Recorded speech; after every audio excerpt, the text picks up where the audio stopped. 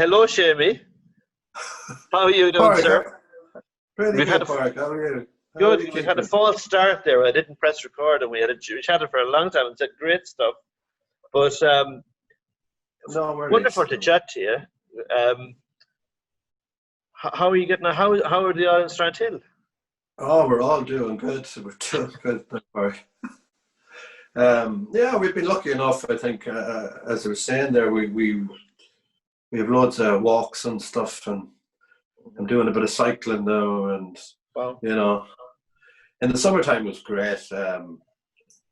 Although I do miss playing and that, but it was nice to have time off too. Just to This whole chill lockdown thing out. has been so strange. I mean, hopefully it's coming to an end. Yeah, I think I think maybe this time next year now we should be in a better place. The way the vaccines are going and all that kind of stuff. We Hmm. should be doing getting out of it. Yeah, Get back to something like kind of normal. get back to normal. I mean, I think everyone is missing out the thing of physically playing and performing in public with live audience. Oh yeah, yeah. I mean, it's not the same. I mean, I've done a couple of live Facebook things, and they're you're playing to a camera. It's Mm, not the same. It's good. It's at least you're playing, but it's and like not. this thing here, Zoom, you can't sync. Like if we were to take up two guitars and try and play together, it wouldn't work because there's a lapse. I think people have Yes, yeah, tried it. I haven't really tried it, but people apparently have tried it and it doesn't work. yeah.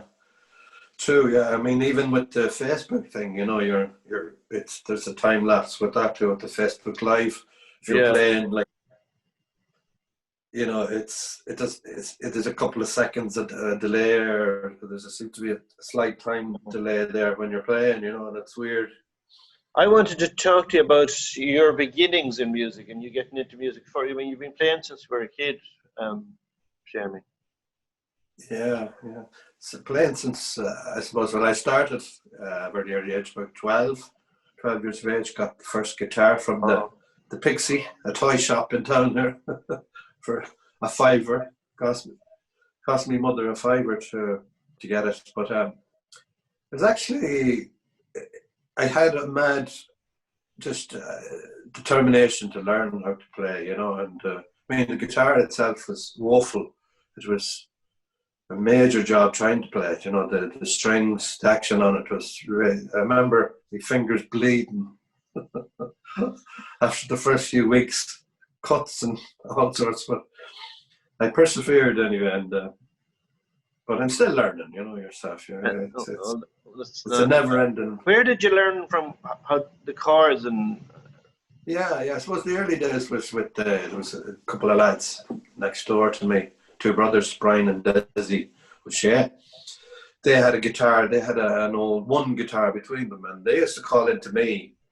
They knew I had got the guitar, so they used to come in and they'd, they'd have the two guitars, and I'd be sitting playing drums on the couch or an old biscuit tin, and the lads would be, "So you play the drums there, Sammy? We'll play a few tunes, and you can bang away there." So, of course, I managed to pick up the chords off them anyway, and I picked up a few chords, and that's basically where I started. mhm. Park, that was and the beginning of and what was the my. first official band then you were in? Was there a Yeah, yeah. I think that was we had a wee. I suppose the very first one was that folk group with an English lad that I was at school with, and a girl singer with us, Anne Hines, and we formed a wee group, and we went off and did a couple of things, Fesh Kjol, and we did a competition in Manor Hamilton where we actually won a few quid,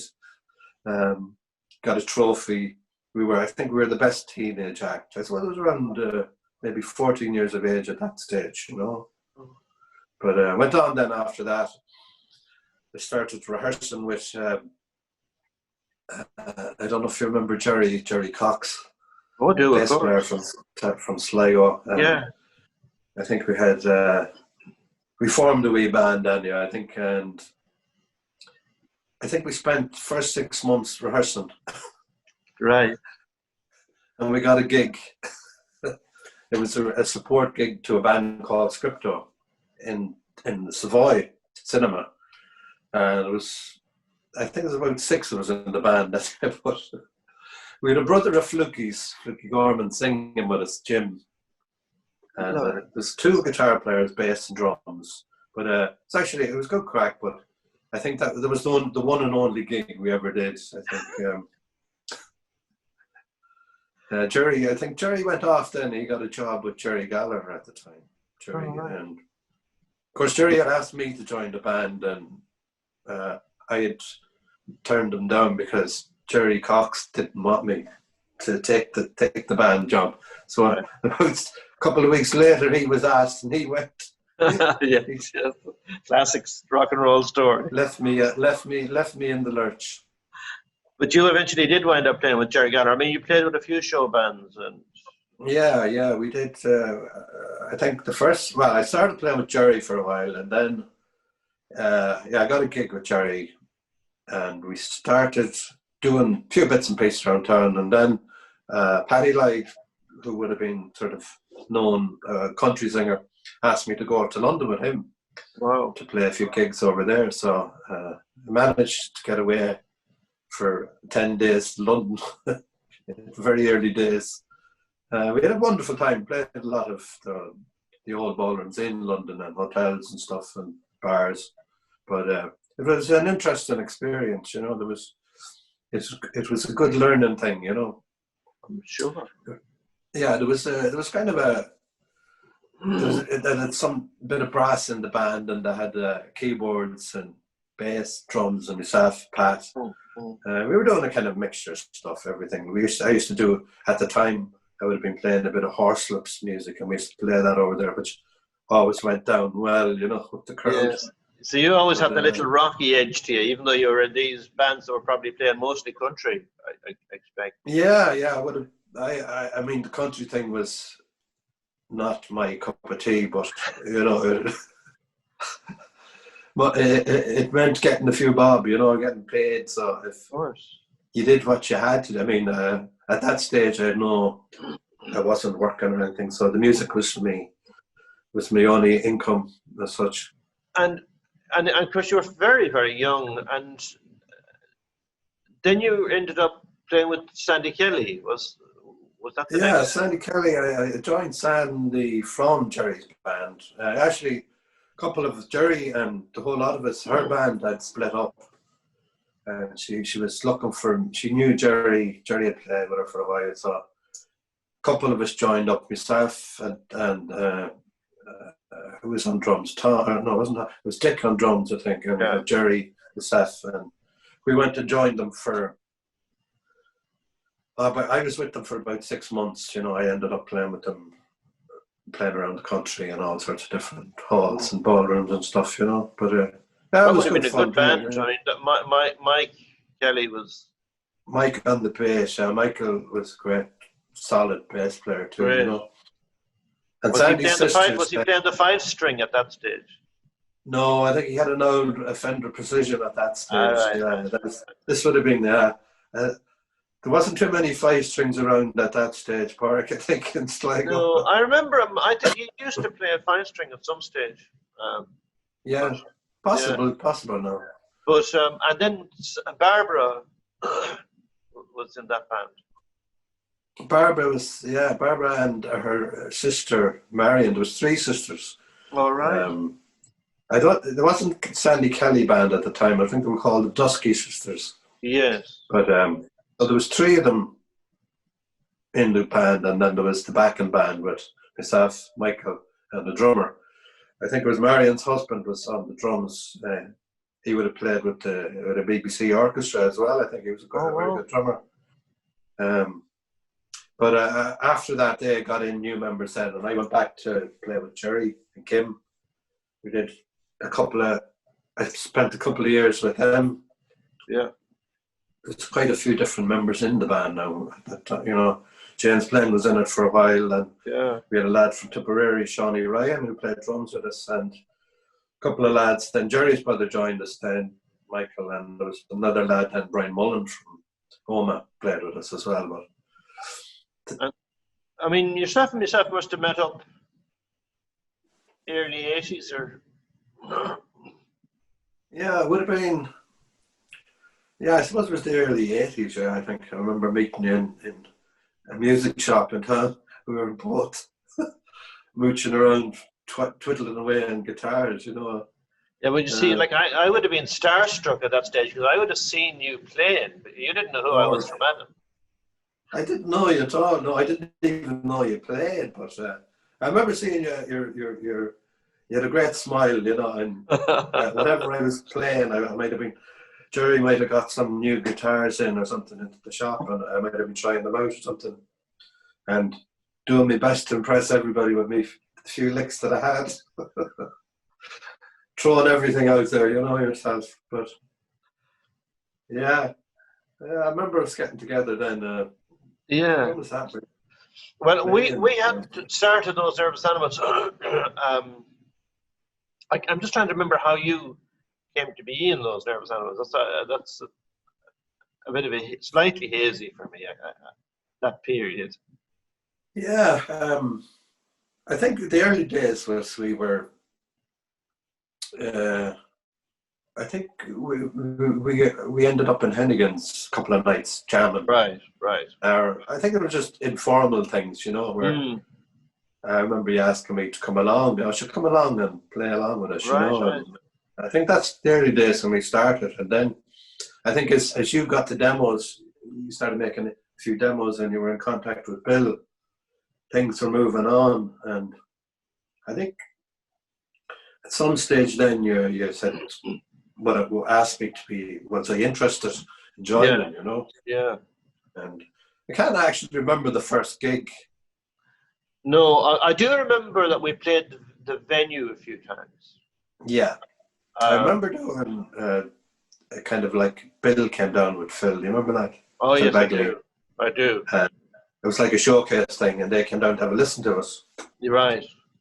I remember playing that gig, all right? Yeah, that was... and was that in the venue? That was in the venue, yeah, out the back in the venue, yeah. That was a great acoustic room. That yeah, it was. We had. I remember that gig. In fact, there was a great crowd turned up for it. All the TNA people, all the locals came out in mobs. I think Bill was fairly impressed. Right. Even though the band now, I think we were rough enough. You know, we were. Yeah. Well, as you said, like, I mean, there was a certain experimental edge to what we were doing, and it sometimes was fun and worked, and other times not so much. Yeah, I remember some of the tunes, like they weren't completely finished. No. Still aren't finished. Some were works in progress, I think, as we were doing the gig. Yes, writing the song. There was a few instrumentals, I remember that. That was a Stalky Parsley. Do you remember Stalky Parsley, that was one of, yes, that's right. That went on. That used to go on for about 10 minutes, I think. On a bad night.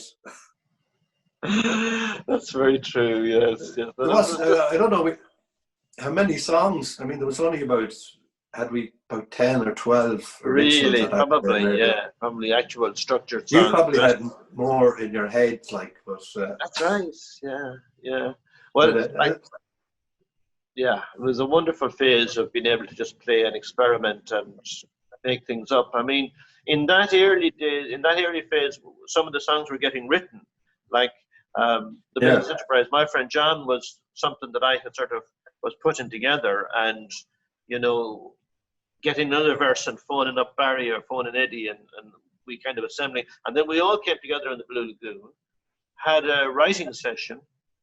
That's and right. Went straight to the show. I mean, your contribution to the song was very kind of grew out of that, just playing little licks where we go, you know, my friend John, and that little lick is a core part of it. It's beautiful, you know. Yeah, there was a few wee things, nice sort of chord things that I used at the start of it as well, and over in, you know, See the Brown Ground, just the outro part of it. was a couple of wee chord parts in it that were fitted in nicely with what you had come up with in the, the original chord sequence, But and wasn't it always a thing in the band that like there was the two of us, so there was always that little bounce of leaving space for like it's a kind of art in itself to have two guitars in a band. Yeah, it is. Yeah, it's nice to have two. I mean, I always like.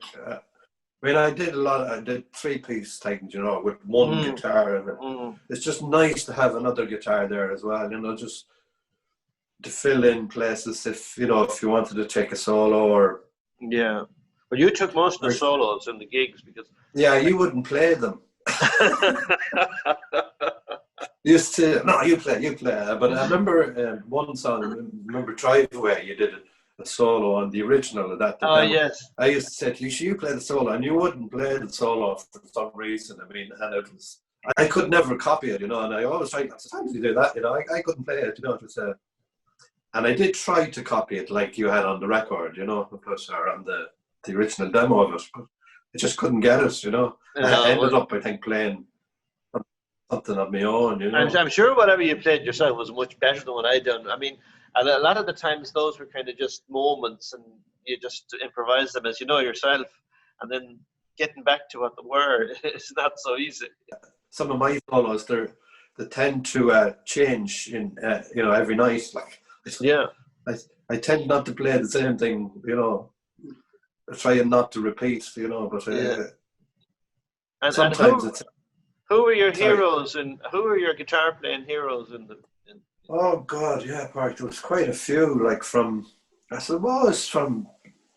early days would have been Rory Gallagher, and I mean Johnny Fiend from Horselips. I liked Johnny playing. I loved his style. Maybe Eric Clapton, Jimi Hendrix. A lot of rocky stuff, and I did like acoustic playing as well. I suppose in the last few years now I've been listening to an Australian guitar player called Tommy Emmanuel. I don't know if you've heard of him. Never heard of him, no. Serious. He plays fingerstyle guitar, and he just plays on his own, but his shows are amazing. I've seen him a couple of times live now, and he's just incredible. For one man and an acoustic guitar. Right. It's quite amazing to see him, But I suppose the early days was the Rory, all the rocky stuff. Yeah, and I mean, you were famously the telly man. You always played the when I knew you, you always played a Telecaster. Yes, telly was the. No, I did have a fondness for Strats as well. I know you played the Strat, your own wee Strat there, but I think I got this Telecaster from Francie. I bought it from Francie Lenihan back in the early 70s as well.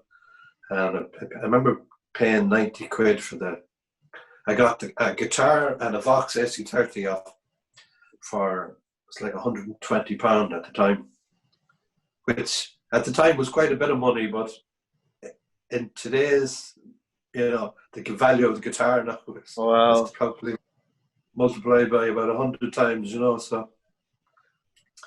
And you played that guitar with us. I mean, you still have it, I presume. Yeah, I still have the guitar. Yeah, it's a 1965 Telecaster. It was made in 1965. I just dated it there a while back, and I suppose I know it's been modified. Some things had to be changed on it over the years. I believe Francie was saying to me that it was an Elvis impersonator who had guitar first. A guy called Frank Chisholm. Wow! So that's where the guitar originated from. Wow. Francie bought it up in Rafo, I think it was in Donegal, and there was a work needed to be done to it because the man had it wrecked.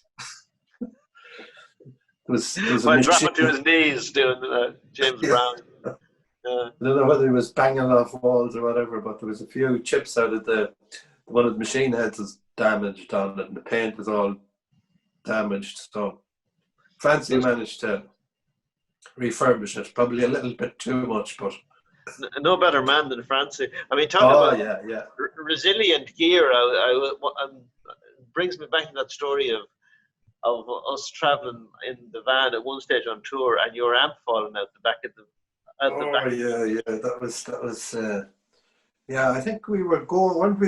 We had played in Dublin on the Friday, I think, and Okay. we were heading for, I think it was Donegal, and Eddie's van broke down, and we had no van, and we're stuck outside, and we had to rent a van. Anyway, I remember renting a van, and it was a Volkswagen. We were all heading off up to Donegal in the van, and yeah, I think we got as far as Monaghan, and I think we were going over a ramp or something, and the back door of the van opened up, and just the ant. I remember looking back, and I just saw the ant going, just collapsed out of the back, out onto the road, and whoever was driving the van kept going anyway. And the next minute, Eddie said to me, "Seamie, your amp is after falling out of the van." I said, "No, Eddie, yeah." So this guy in an old car landed up beside us with damp on his bonnet, saying, "Lads, you dropped this here." Wasn't he very obliging? Yeah, fair play to him, like, you know what I mean? And he stuck it on the bonnet of his car, you know, which was gas. Of course, we all had a laugh, and I was just praying then. I said, "Oh, jeez, I hope this thing works now tonight," you know. But I think we got to the gig anyway and plugged it in, and it was the first thing I did was switched it on, you know. And it worked okay. I think there was a bit of a buzz out of it. There was no serious damage done to us, as far as I can remember. Well, it was a wonderful time, and I mean, it's amazing, hardly believable, really, that it's, you know, the guts of 40 years since we. Yeah, exactly. It's scary when you think about it. Yeah, it's scary. Like, I mean, it doesn't seem like that long ago, you know. No. Like, I mean, there would have been various people in that band. John Tobin would have been some of them tours, wouldn't he? John, yeah. John was a great piano player, wasn't he? I mean, yeah. The solo on the Shopper, wasn't it? He played the solo. He played great solo on Shopper. Ridiculous. He was a real jazzer, like, you know. Yeah. I've got in touch with him since again. I might try and even do one of these with him. He's in Seattle these days. Really? Yeah. So that Facebook is good for something, and then I did manage to track him down. Yeah. Yeah, I remember John. All right, going to his. He had a bed sit in Dublin. I think we called up to pick him up or something one night, but it was gas. The room, like, it was about. There was a bed and a piano, and that was it. That was it. Yeah. The squeeze out through the piano and the bed. Yeah. Absolutely. Yeah. Well, listen, Seamie, it's fantastic to talk to you. I mean, we could talk all night. There's so many experiences and what a journey we've both been on. But hopefully we'll do more. You know, I mean, maybe once our lockdown is over, we might be able to do a few gigs. You know, I mean, one of the things is like you know, you're kind of now very much moved into playing guitar synth, and on the record, on the new recordings, you're doing stuff that's more like ambient things that maybe people might think, oh, there's a little fella whistling there or playing the flute, but it's all you, mischievously, with a big smile on your face, doing it with the guitar. Yeah. I mean, the synth is good crack. I think the first person I heard using the Roland one, and it was Mikey Nielsen. Right. Mickey, that was the first time I heard it, and I said, "Geez, I have to get one of them." You know, it sounds great. Yeah. He'd been playing in some gig in town here, in Strandhill, and there was this Hammond organ going on. He was playing with a kind of rocky blues band, and I could hear this Hammond organ, and I said, "Who's playing?" I couldn't see any organ player, like a keyboard player. So I went up anyway, and I was mooching around looking, and I was chatting. Jerry Grennan was playing as well with the lads that night. And I said, "Who's playing the organ?" I says, "Mickey Nielsen." I went up to Mickey then, and I was chatting to him, and he says, "Oh, I bought this thing, you know, it's great crack." So I managed to get one for myself then. I just like experimenting with it, you know. It's a great tool for experimenting with, you know, adding colours, as you say, to it. And I mean, your man, the lad Jerry Leonard, his stuff is amazing too. I think he's a serious player. You know. Yeah, but He uses a lot of. I did He a does a talk lot to of. him. Yeah, Yeah. That's just getting away from just the limited sort of range of sounds and making the guitar into Yeah. a wider tool. It's fantastic. Yeah, it's originally the idea was, I think we had a band around town with myself, Seamie O'Dowd, and Dave Carty, and Tom, I think, was playing this as well, Yeah. you know. But the original idea was kind of just to fill it out, you know, the band, because we had no keyboard player and there wasn't too many keyboard players around. So the idea was just to put a bit of a colour to the band. Yeah. You know? Well, it's been a great contribution anyway. I hope so. Thanks a million. Yeah, great. And as I said, thanks for doing this. It's great to chat with you and see you again. And hopefully we'll see each other in reality before too long, Seamie. Yes. So thanks again, and we'll talk soon. Cheers. Take care, Padraig. Thank you very much.